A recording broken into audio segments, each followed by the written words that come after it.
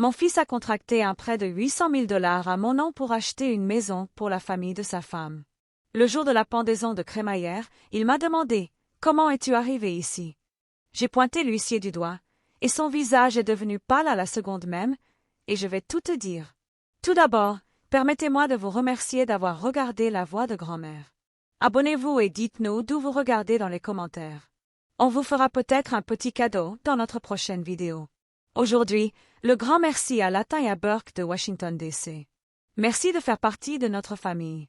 Maintenant, laissez-moi tout te dire. Le téléphone a sonné à 7 heures du matin. Ce n'est jamais une bonne nouvelle à mon âge. J'ai décroché le téléphone, les doigts tremblants, me demandant si quelqu'un était blessé. Au lieu de cela, j'ai entendu une voix joyeuse de Meadowbank dire « Félicitations pour mon nouveau prêt immobilier, 800 000 dollars. » Ma tasse de café m'a glissé des mains et s'est écrasée sur le sol de la cuisine. « Excusez-moi, » ai-je murmuré. « Quel prêt ?» La dame au téléphone semblait perplexe. Elle m'a dit que j'avais signé les papiers mardi dernier pour une belle maison à Maple Ridge. Mais je n'avais pas quitté mon appartement depuis 3 jours à cause de ma hanche douloureuse. « Il doit y avoir une erreur, » ai-je dit à la banquière. J'ai 72 ans et je vis dans un petit appartement. Pourquoi aurais-je besoin d'un prêt aussi important? Elle m'a mise en attente pendant que la musique d'ascenseur jouait. Mon cœur battait si fort que j'ai cru qu'il allait s'arrêter. À son retour, sa voix était différente. Plus grave, a-t-elle dit. Tous mes papiers étaient là, mon numéro de sécurité sociale, mon adresse, et même mes déclarations d'impôts. Quelqu'un avait utilisé mon nom pour obtenir assez d'argent pour acheter une villa. J'ai raccroché et j'ai fixé la tasse de café cassée par terre. J'ai appelé ma voisine, Madame Chen. C'est mon amie depuis 20 ans. Depuis que son mari et mon Georges sont morts le même mois. Quelqu'un a volé mon nom, lui ai-je dit en essayant de retenir mes larmes. Ils ont contracté un prêt de 800 000 dollars. Madame Chen a haleté si fort que j'ai dû éloigner le téléphone de mon oreille. Elle m'a dit que son neveu était policier et que je devais l'appeler immédiatement. Mais d'abord, je devais découvrir qui avait bien pu faire cette chose terrible. Seules 3 personnes avaient des copies de mes papiers importants, mon médecin, mon avocat et mon fils, Marcus. Marcus est mon unique enfant. Son père est mort quand Marcus n'avait que 15 ans. Je l'ai donc élevé seul. J'ai cumulé 2 emplois pour payer ses études. J'étais si fière qu'il soit devenu comptable. L'année dernière, il a épousé Priya, une charmante indienne. Ses parents étaient venus en Amérique pour le mariage et étaient restés pour les aider à acheter leur première maison. Je me suis souvenu que Marcus m'avait demandé des copies de mes déclarations d'impôts. Il m'a dit que c'était pour planifier les finances familiales. Je lui faisais entièrement confiance. C'était mon petit garçon. Mais maintenant, assise dans mon appartement tranquille, je commençais à me demander si ma confiance n'était pas une erreur. J'ai décidé de me rendre à l'adresse que la banquière m'avait donnée. Maple Ridge était un quartier chic où les riches vivaient dans des maisons aussi grandes que mon immeuble.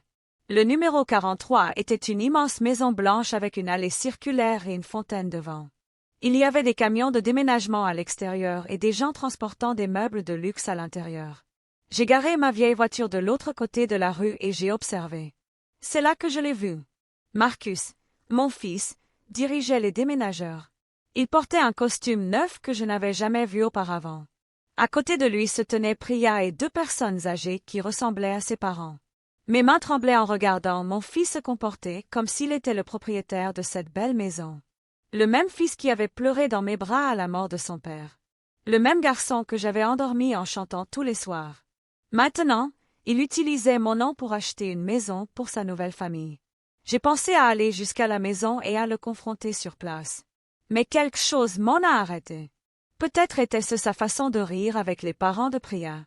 Peut-être était-ce parce que j'avais besoin de comprendre ce qui s'était vraiment passé. Je suis rentrée chez moi en silence, le cœur un peu plus brisé à chaque kilomètre. De retour chez moi, j'ai rappelé la banque et demandé à parler à un responsable. Un homme nommé M. Peterson est arrivé au téléphone. Il semblait fatigué, comme s'il passait ses journées à gérer des problèmes. J'ai expliqué que je n'avais jamais signé de document de prêt et que quelqu'un avait usurpé mon identité. « Madame » a-t-il dit lentement. « Nous avons des caméras de surveillance qui vous montrent en train de signer les documents. Nous avons aussi votre permis de conduire et 2 pièces d'identité. » J'ai eu le vertige. C'est impossible. J'ai dit que je n'étais pas allé à la banque récemment. Monsieur Peterson a soupiré. Je vais vous transférer à notre service des fraudes. Sarah, la responsable du service des fraudes, était bien plus gentille. Elle m'a dit, ces choses arrivent plus souvent qu'on ne le pense. En général, ce sont des membres de la famille qui volent des identités, car ils connaissent toutes les informations personnelles. Sarah m'a dit que je pouvais porter plainte et que la banque enquêterait, mais elle m'a prévenu que cela pourrait prendre des mois. En attendant, je serai responsable des remboursements du prêt, 8 000 $ par mois. Mon chèque de sécurité sociale n'était que de 1 200 $. Je ne pouvais pas payer une somme aussi importante. Je perdrais mon appartement et tous mes biens. Cette nuit-là, je n'ai pas pu dormir. Je n'arrêtais pas de penser à Marcus, petit garçon. Comment il m'apportait des dessins de l'école en disant que c'étaient des photos de notre famille. Comment il m'aidait à compter les sous quand j'étais à court d'argent. Comment il avait promis de prendre soin de moi quand je serais vieux. J'avais économisé chaque dollar possible pour l'aider à payer ses études. Je ne me suis jamais acheté de nouveaux vêtements ni pris de vacances. J'ai vécu dans le même petit appartement pendant 30 ans pour qu'il puisse avoir une vie meilleure. Et c'est ainsi qu'il m'a remercié, en usurpant mon identité et en risquant ma maison.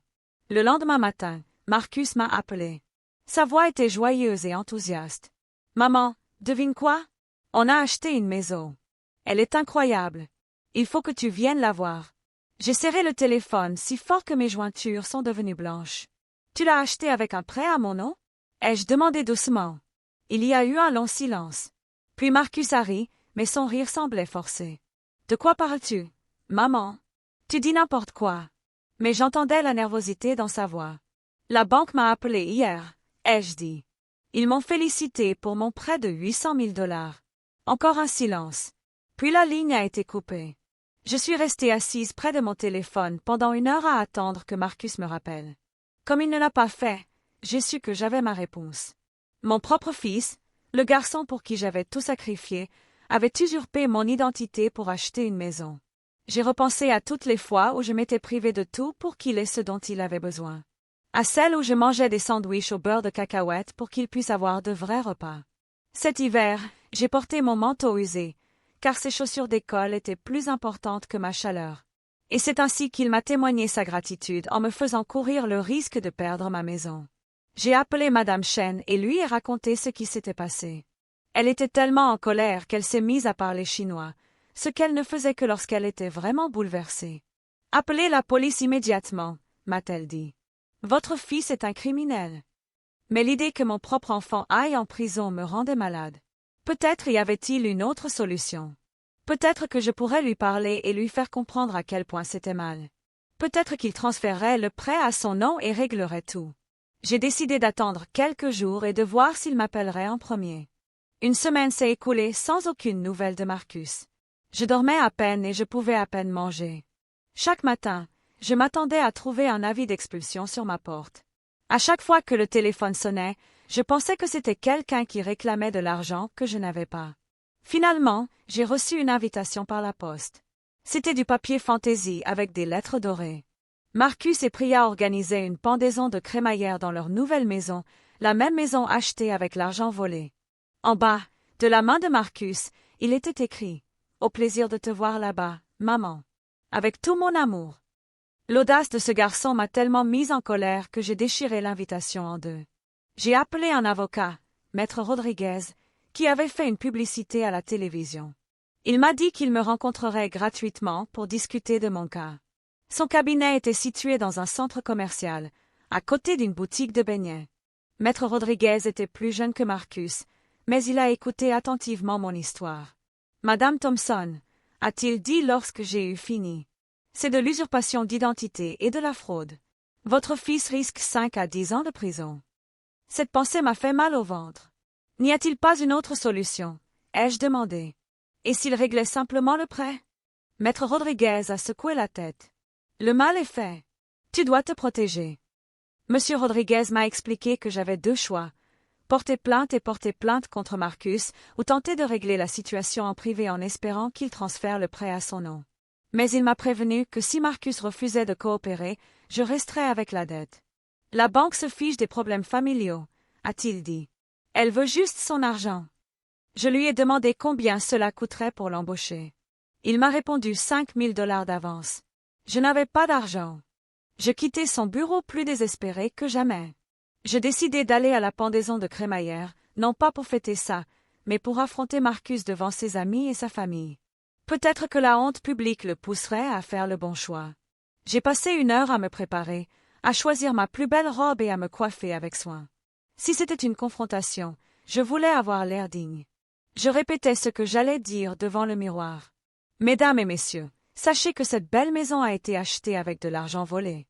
Ma voix tremblait même pendant la répétition. La pendaison de crémaillère était encore plus chic que je ne l'imaginais.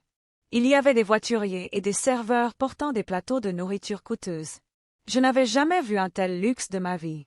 La maison était immense, avec son sol en marbre et ses lustres en cristal. Tout scintillait comme un palais.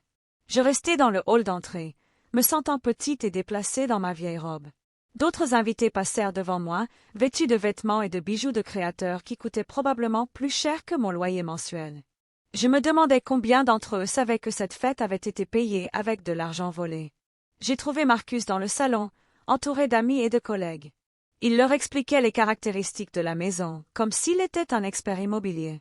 En me voyant, son visage est devenu pâle. « Maman », a-t-il dit avec un sourire forcé. « Je suis si content que tu sois venue. » Je me suis approchée de lui lentement, sentant tous les regards dans la pièce nous observer. « Bonjour, Marcus », ai-je dit assez fort pour que tout le monde m'entende. « J'ai besoin de te parler du prêt de 800 000 $ que tu as contracté à mon nom. » Le silence est tombé dans la pièce. Quelqu'un a laissé tomber un verre. Marcus m'a attrapé par le bras et a essayé de m'écarter, mais j'ai planté les pieds fermement sur le sol en marbre. « Maman, s'il te plaît, » a-t-il murmuré. « Pas ici. Pas maintenant. » Mais j'étais restée silencieuse assez longtemps. « Dis-moi, fiston, » ai-je dit de ma voix la plus claire. « Comment as-tu réussi à imiter ma signature sur des documents bancaires? » Priya est apparue à côté de Marcus, l'air confus et effrayé. Ses parents se tenaient à proximité, visiblement incompréhensibles, mais sentant que quelque chose clochait. Les autres invités ont commencé à chuchoter entre eux, et j'en ai vu certains sortir leur téléphone. « Tu me fais honte » m'a chuchoté Marcus à l'oreille. « On en parlera plus tard. » Mais j'ai secoué la tête. « Non, Marcus. On en parlera maintenant devant tous tes amis. Je veux qu'ils sachent quel genre d'homme tu es vraiment. » Je me suis retournée pour faire face à la foule d'invités. Mon fils a utilisé mon identité pour voler 800 000 $ à la banque. Cette belle maison, cette fête chic, tout est payé avec de l'argent qui ne lui appartient pas. Les chuchotements se sont intensifiés. Certains invités se sont dirigés vers la porte. La mère de Priya s'est mise à parler rapidement dans une autre langue. Même si je ne comprenais pas les mots, je voyais bien qu'elle était bouleversée. Priya a traduit. Les larmes lui montaient aux yeux. Elle veut savoir si c'est vrai, a dit Priya à Marcus. As-tu vraiment volé de l'argent à ta mère? Marcus regarda désespérément autour de lui, tel un animal pris au piège cherchant à s'échapper. Ce n'est pas du vol, dit-il faiblement. J'allais la rembourser. Maman héritera de la maison de toute façon quand il ne réalisera plus ce qu'il avait failli dire, à savoir qu'il comptait sur ma mort pour pouvoir la garder. J'avais l'impression qu'on m'avait donné un coup de poing dans le ventre.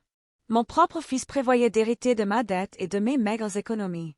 Il avait calculé que je mourrais avant que le prêt sur 30 ans ne soit remboursé, lui laissant une maison gratuite. La froideur de la situation m'a coupé le souffle. « Tu m'attends à ma mort » ai-je dit d'une voix à peine murmurée. C'était ton plan depuis le début. Marcus a essayé de nier, mais la vérité était écrite sur son visage. Plusieurs invités étaient déjà partis et d'autres ramassaient leurs manteaux. Priya pleurait maintenant, du mascara coulant sur ses joues. Elle a dit quelque chose à ses parents dans leur langue et ils se sont immédiatement dirigés vers la porte. « Attendez » leur a crié Marcus. « S'il vous plaît, ne partez pas. Je peux tout expliquer. » Mais ils ont continué leur chemin, le visage empli de honte et de déception. J'ai compris que Priya n'était probablement pas au courant du vol de prêt. Elle était autant victime que moi. Ses parents l'avaient élevée pour épouser un homme honnête, et au lieu de cela, elle avait épousé un voleur qui avait volé sa propre mère. « Comment as-tu pu me faire ça » ai-je demandé à Marcus, les larmes aux yeux. « Je t'ai tout donné.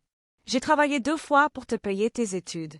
Je me suis privée de tout pour que tu aies tout ce dont tu avais besoin, et c'est comme ça que tu me remercies. » Marcus regarda autour de lui dans la salle presque vide. La plupart des invités étaient partis, réticent à assister à une scène aussi inconfortable. « Je m'occuperai de tout, » dit-il désespérément. « Les remboursements du prêt, tout. Tu n'aurais plus à te soucier de l'argent. » Mais ces promesses sonnaient creux après ce que j'avais découvert. « Tout réglé avec quel argent ?» demandai-je. « Tu es comptable, pas millionnaire. Comment comptais-tu payer 8 000 $ par mois ?» Marcus n'avait pas de réponse. Il se tenait là, dans son costume hors de prix, dans sa maison volée, l'air de l'enfant qu'il était lorsqu'il avait été pris en flagrant délit de mensonge. J'ai alors compris qu'il n'avait jamais prévu de rembourser le prêt lui-même. Il avait toujours voulu que j'en sois responsable. Que je vive ou que je meure, il finirait avec une maison et moi avec une dette. J'ai sorti mon portable et composé le 911.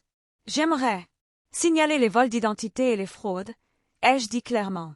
Les yeux de Marcus s'écarquillèrent de panique. « Maman, s'il te plaît, supplia-t-il. Ne fais pas ça. Je suis ton fils. » Mais c'était exactement pour ça que je devais le faire. Parce que c'était mon fils, et que je n'avais pas su lui apprendre la différence entre le bien et le mal. Parce qu'à un moment donné, le garçon que j'avais élevé était devenu un homme qui trouvait acceptable de voler sa propre mère. La police a dit qu'elle enverrait quelqu'un immédiatement. Pendant que nous attendions la police, les derniers invités quittèrent discrètement la fête. Marcus s'assit lourdement sur son canapé de luxe, la tête entre les mains. Priya se tenait près de la fenêtre, pleurant toujours. J'avais pitié d'elle.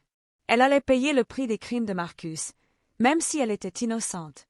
« Je te faisais confiance, » ai-je dit à mon fils. « À la mort de ton père, je lui ai promis de t'élever pour que tu sois un homme bien. J'ai échoué. » Marcus m'a regardé, les larmes aux yeux. « Maman, je t'aime. Je ne te ferai jamais de mal intentionnellement. Mais tu m'as fait du mal, » ai-je répondu. « Tu m'as fait le plus mal possible. Tu m'as fait remettre en question tout ce que je croyais à propos de mon propre enfant. » La police est arrivée 20 minutes plus tard. L'agent Martinez était une femme gentille qui m'a écouté patiemment pendant que je lui expliquais ce qui s'était passé. Elle a demandé à Marcus de lui montrer les documents du prêt, et il les a apportés à contre-cœur de son bureau. En regardant les papiers, j'ai pu voir où il s'était entraîné à copier ma signature. Mon propre fils avait passé du temps à apprendre à imiter mon nom pour pouvoir me voler. L'agent Martinez a arrêté Marcus pour usurpation d'identité et fraude. Alors qu'elle lui passait les menottes, il m'a regardé avec une telle tristesse que j'ai failli lui dire d'arrêter. Mais je me suis souvenu des 8 000 $ de mensualité que je payais. Je n'avais pas les moyens. Je me suis souvenu qu'il avait accepté de me laisser perdre mon appartement. Je me suis souvenu qu'il avait calculé ma mort dans sa planification financière.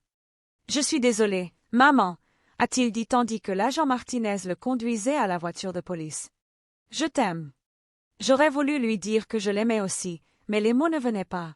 Après le départ des policiers, je me suis assise dans cette grande maison avec Priya. Elle avait cessé de pleurer et fixait le mur comme sous le choc. « Je ne sais pas, » a-t-elle dit doucement. Il m'a dit que sa mère avait co-signé le prêt parce qu'elle voulait nous aider. Je l'ai cru. Marcus avait menti à tout le monde, y compris à sa femme. « Que va-t-il se passer maintenant ?» a-t-elle demandé. Je lui ai expliqué que la banque reprendrait probablement la maison. Elle et ses parents devraient trouver un autre logement. Son rêve américain s'était transformé en cauchemar à cause de la cupidité de mon fils. Les semaines suivantes ont été un tourbillon d'avocats, de dates d'audience et de paperasse. Monsieur Rodriguez a accepté de m'aider à un tarif réduit après avoir appris ce qui s'était passé à la fête. La banque j'ai entamé une procédure pour récupérer la maison. Marcus a été libéré sous caution, mais il n'a pas été autorisé à me contacter. Priya a demandé le divorce et est retournée vivre chez ses parents. Toute la famille a été détruite parce que mon fils se croyait plus intelligent que les autres, pensant que voler sa mère était un moyen acceptable de réussir dans la vie. Le procès de Marcus était prévu 3 mois plus tard. Monsieur Rodriguez a déclaré qu'en raison des sommes en jeu et du fait qu'il avait fraudé un membre de sa famille, Marcus risquait jusqu'à 10 ans de prison. Une partie de moi espérait que le juge serait clément. Après tout, Marcus était toujours mon fils, le petit garçon que j'avais élevé seul. Mais une autre partie de moi savait qu'il devait assumer les conséquences de ses actes. Sinon, il n'apprendrait jamais que les actes ont des conséquences. J'ai commencé à recevoir des appels de journalistes qui avaient entendu parler de l'affaire. Ils voulaient m'interviewer sur la fraude familiale et la maltraitance des personnes âgées. Je ne voulais pas attirer l'attention, Mais M. Rodriguez m'a dit que cela pourrait aider d'autres personnes âgées victimes d'abus de leurs enfants. C'est plus fréquent qu'on ne le pense, m'a-t-il confié. Les enfants adultes considèrent souvent leurs parents comme des cibles faciles, car ils ont accès à des informations personnelles et leurs parents leur font entièrement confiance. J'ai accepté de donner une interview au journal local. L'article de journal est paru une semaine avant le procès de Marcus. Le titre était « Une mère de famille porte plainte contre son fils pour usurpation d'identité ». L'article expliquait comment Marcus avait utilisé mes informations pour acheter une maison à 800 000 $ et comment je l'avais confronté lors de sa pendaison de crémaillère.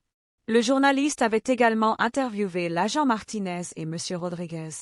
Lire le récit de ma vie dans le journal était étrange, comme lire l'histoire de la famille de quelqu'un d'autre, mais c'était aussi réconfortant de savoir que les gens comprenaient ce qui s'était réellement passé. Le jour du procès, j'étais assis au premier rang. Marcus paraissait maigre et fatigué dans son uniforme de prisonnier. En me voyant, il a murmuré « Je suis désolé ». Mais j'ai détourné le regard. Son avocat a tenté d'argumenter que Marcus avait l'intention de rembourser le prêt et qu'il s'agissait d'un malentendu familial et non d'un crime. Mais le procureur disposait de toutes les preuves, la signature falsifiée, les images de la caméra de sécurité de la banque et les témoignages des employés de la banque qui avaient traité le prêt frauduleux. Le juge, un homme d'un certain âge aux cheveux gris, a écouté attentivement les deux parties. Au moment de témoigner, je me suis dirigé lentement vers la barre. Le procureur m'a demandé d'expliquer ce qui s'était passé, et j'ai tout raconté. Comment j'avais reçu l'appel de la banque, comment j'avais découvert Marcus à la maison, comment il avait planifié ma mort pour conserver la propriété. À la fin de mon témoignage, il n'y avait plus un bruit dans la salle d'audience. Même Marcus pleurait. Pendant la pause, l'avocat de Marcus m'a demandé si j'envisagerais de demander au juge une peine plus légère. Il a retenu la leçon, a-t-il dit. La prison ne servira à rien. Mais j'ai secoué la tête. La prison est peut-être la seule chose qui lui apprenne que voler est mal, ai-je répondu. J'ai essayé de l'élever mieux que ça, mais j'ai échoué. Peut-être que la justice peut réussir là où je n'ai pas réussi. À la reprise du procès, j'ai dit au juge que, même si j'aimais mon fils, je pensais qu'il devait assumer pleinement les conséquences de ses actes. Le juge a condamné Marcus à 5 ans de prison et à une restitution intégrale à la banque. Il devait aussi me verser 50 000 $ pour la douleur et la souffrance qu'il avait causée. Tandis que Lucie emmenait Marcus, il se tourna vers moi une dernière fois. « Je t'aime, maman !» cria-t-il. Cette fois, j'ai pu lui répondre. « Je t'aime aussi !» ai-je dit. Mais aimer ne signifie pas te protéger des conséquences de tes choix. C'était la chose la plus dure que j'ai jamais dite, mais c'était aussi la plus importante. Après le procès, je m'attendais à être soulagée ou heureuse que justice ait été rendue. Au lieu de cela, je me suis sentie vide. Mon enfant unique allait en prison à cause de ses choix. La famille que j'avais tant essayé de fonder après la mort de mon mari avait complètement disparu. Je suis rentrée chez moi dans mon petit appartement et je me suis assise en silence, me demandant ce que j'allais faire du reste de ma vie. Tous mes rêves tournaient autour de Marcus et de la famille que je pensais qu'il aurait. Maintenant, il me fallait trouver comment vivre pour moi-même. Madame Chen a frappé à ma porte ce soir-là avec une marmite de soupe et une bouteille de vin. « On va faire une fête », annonça-t-elle. « Une fête pourquoi ?» demanda-t-elle. « Pour ta liberté », répondit-elle. « Pour te défendre, pour montrer qu'être vieille ne veut pas dire être sans défense. » Nous nous sommes assises à ma table de cuisine et avons parlé de l'avenir. Madame Chen m'a suggéré de rejoindre le centre pour personnes âgées où elle était bénévole. Elle m'a expliqué qu'il y avait des cours, des sorties et d'autres personnes qui comprenaient ce que c'était que de prendre un nouveau départ plus tard dans la vie. Les 50 000 $ que Marcus avait été condamné à me verser n'arriveraient pas avant des mois, voire jamais. Mais la banque avait accepté de retirer le prêt de mon rapport de solvabilité, car il avait été obtenu frauduleusement. J'étais redevenue une femme de 72 ans, avec un petit compte d'épargne et un chèque de sécurité sociale. Mais j'étais aussi libérée de la peur de perdre ma maison à cause d'une dette que je n'avais jamais acceptée. Et du fardeau de faire semblant que ma relation avec Marcus était normale alors qu'elle était devenue toxique. J'ai commencé à faire du bénévolat au centre pour personnes âgées et dans d'autres personnes âgées victimes de fraude financière. J'ai été surprise de constater à quel point c'était courant, des enfants qui volaient leurs parents, des petits-enfants qui incitaient leurs grands-parents à faire de mauvais placements, des proches qui utilisaient les cartes de crédit de membres âgés de la famille sans leur permission. Beaucoup de victimes avaient trop honte pour signaler les crimes, car elles ne voulaient pas causer d'ennui à leur famille. Je comprenais leurs sentiments, mais je savais aussi que garder le silence ne faisait qu'aggraver le problème. 6 mois après le procès, j'ai reçu une lettre de Marcus en prison. Il m'a écrit qu'il avait rejoint un programme pour détenus ayant commis des délits financiers. Il prenait conscience de l'impact réel de ses actes, non seulement sur moi, mais aussi sur Priya et sa famille. Il m'a dit qu'il comprenait désormais qu'acheter la maison n'était pas une question de subvenir aux besoins de sa famille. C'était une question d'ego et de réussite. Il m'a demandé si j'envisagerais de lui rendre visite, mais m'a dit qu'il comprendrait si je n'étais pas prête. J'ai repensé à cette lettre pendant des semaines avant de répondre. Une partie de moi avait envie de la jeter et de faire comme si je n'avais jamais eu de fils, mais une autre partie de moi se souvenait du petit garçon qui se glissait dans mon lit pendant les orages. Je lui ai répondu que je n'étais pas encore prête à lui rendre visite, mais que je continuerais à lire ses lettres s'il voulait continuer à les écrire. Je lui ai dit que rétablir la confiance prendrait du temps, peut-être des années, et qu'il lui faudrait prouver par des actes, et pas seulement par des mots, qu'il avait vraiment changé. Marcus m'a répondu immédiatement. Il m'a dit qu'il comprenait et qu'il ne s'attendait pas à un pardon rapide ou facile. Il m'a parlé des cours qu'il suivait et de son travail à la bibliothèque de la prison. Il m'a dit qu'il essayait de comprendre comment le garçon que j'avais élevé était devenu capable de voler sa propre mère. Il a promis de m'envoyer une partie de l'argent qu'il gagnerait en prison pour commencer à rembourser ce qu'il me devait. Ce n'était pas grand-chose, mais c'était un début. Pour mon 73e anniversaire, j'ai fait quelque chose que je n'avais jamais fait auparavant, j'ai organisé une fête. Pas une grande fête, juste Madame Chen et quelques amis du centre pour personnes âgées. Nous avons mangé du gâteau et du vin et raconté des histoires sur nos enfants et petits-enfants. Certaines étaient tristes, d'autres drôles, mais tout était vrai. J'ai réalisé que j'avais passé tant d'années à essayer d'être une mère parfaite que j'avais oublié comment être moi-même. Maintenant, j'apprenais à être Dolores Thompson, et pas seulement la mère de Marcus. La banque a fini par vendre la maison de Marcus à une autre famille. Je suis passée devant une fois, juste pour voir. Il y avait des voitures neuves dans l'allée et des jouets d'enfants sur la pelouse. Cela ressemblait à un foyer heureux, comme il se doit. J'étais triste pour Priya, qui avait perdu son mariage et sa maison à cause des choix de mon fils. Mais j'étais aussi fière d'avoir fait le bon choix, même si c'était la chose la plus difficile que j'ai jamais faite. Parfois, être un bon parent signifie tenir ses enfants responsables de leurs actes. 1 an plus tard, Priya m'a appelé à l'improviste. Elle m'a dit qu'elle pensait à moi et se demandait comment j'allais. Nous nous sommes retrouvés pour prendre un café dans un petit café du centre-ville. Elle semblait en meilleure santé et plus heureuse que pendant le procès. Elle m'a dit qu'elle suivait des cours pour devenir infirmière et qu'elle avait emménagé dans son propre appartement. Ses parents étaient rentrés en Inde, déçus par leur expérience américaine, mais fiers de la façon dont leur fille gérait la situation. « Je suis désolée de ne jamais vous avoir remercié, » a-t-elle dit, d'avoir arrêté Marcus avant qu'il ne fasse quelque chose d'encore pire. Priya et moi sommes devenus des amis inattendus. Elle me rendait visite 1 fois par mois et nous parlions de nos vies et de nos rêves. Elle travaillait dur pour se construire une nouvelle vie, tout comme moi. Elle m'a dit que me voir tenir tête à Marcus lui avait appris qu'elle n'avait pas à accepter d'être maltraitée par qui que ce soit, même par sa famille.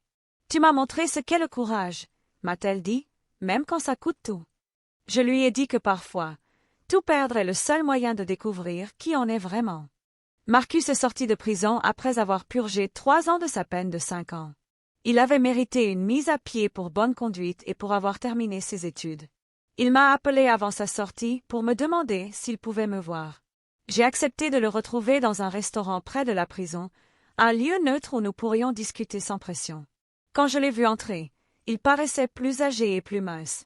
La prison l'avait transformé, visiblement et probablement pas. Il m'a serré dans ses bras avec précaution, comme s'il n'était pas sûr d'avoir le droit de me toucher. Nous avons discuté pendant 2 heures au restaurant. Marcus m'a raconté son séjour en prison et ce qu'il avait appris sur lui-même. Il m'a dit qu'il avait été tellement obsédé par sa réussite qu'il avait perdu de vue l'essentiel. Il s'est à nouveau excusé pour ce qu'il avait fait, mais cette fois, ses excuses étaient différentes, plus sincères, comme s'il comprenait vraiment l'impact de ses actes. Il m'a dit qu'il avait un poste en vue dans un petit cabinet comptable spécialisé dans l'aide au désendettement. Ironique, non?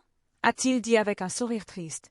J'ai dit à Marcus que j'étais fière de lui pour le travail qu'il avait accompli, mais que notre relation allait devoir se reconstruire lentement. Je t'aime, ai-je dit. Je t'aimerai toujours, mais la confiance est différente de l'amour.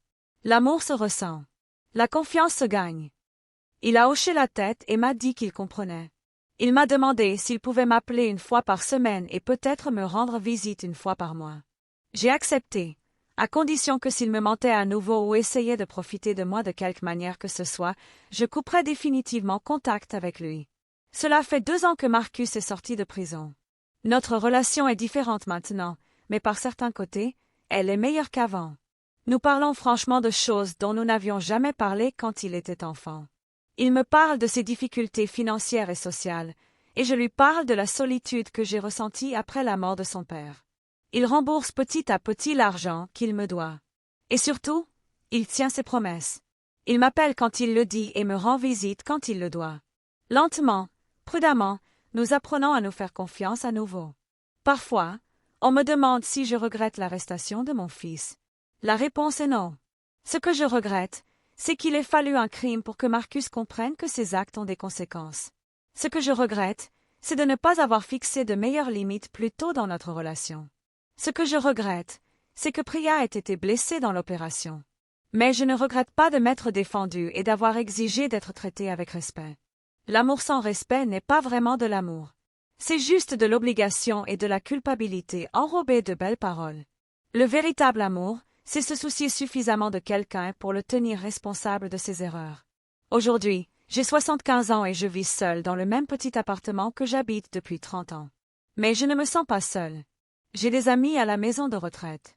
Je fais du bénévolat et j'ai une relation avec mon fils basée sur l'honnêteté plutôt que sur la culpabilité. J'ai appris qu'être une bonne mère ne signifie pas protéger ses enfants des conséquences. Parfois, cela signifie s'assurer qu'ils y font face. Et j'ai appris qu'il n'est jamais trop tard pour commencer à se défendre.